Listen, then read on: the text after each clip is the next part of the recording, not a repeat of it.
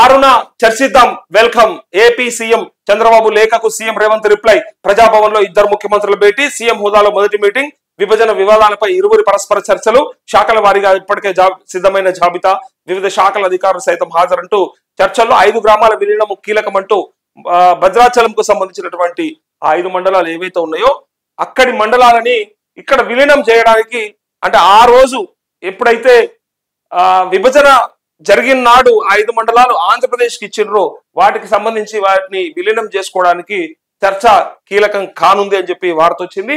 So ఇక్కడ CM హోదాల first meeting Chandrababu Naidu and Revanth Reddy. So ఇరువురు చర్చిస్తే మరి నీళ్లు కావచ్చు, ఇక్కడ ఉన్నటువంటి బిల్డింగ్స్ కావచ్చు, ఆ పరిపాలన సంబంధిత విషయాలని కూడా చర్చించే అవకాశం ఉంది.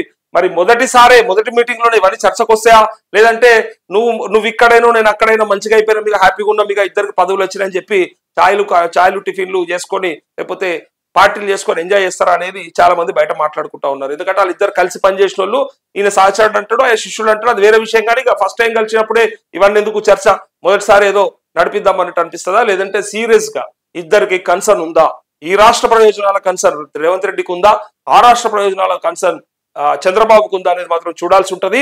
మొదటి చర్చలోనే మొదటిసారి జరిగినటువంటి చర్చల్లోనే మరి ఇలాంటి అన్నిటి కూడా ఒకవేళ కనుక వీళ్ళు నిజంగానే ఆ ఉద్యోగాలకు సంబంధించి కావచ్చు, ఉద్యోగుల విభజనకు సంబంధించిన అంశం కావచ్చు, అట్లే కేఆర్ఎంబి కృష్ణా రివర్ మేనేజ్మెంట్ బోర్డుకు సంబంధించిన అంశం కావచ్చు, అట్లే మన దగ్గర ఉన్నటువంటి పరిపాలన సంబంధిత బిల్డింగ్లు కావచ్చు, ఇవన్నిటి కూడా ఒకేసారి చర్చకు వస్తే నిజంగా ఇంతకు ముందు జగన్మోహన్ రెడ్డి కేసీఆర్ కూడా ప్రయత్నం చేయలేదు.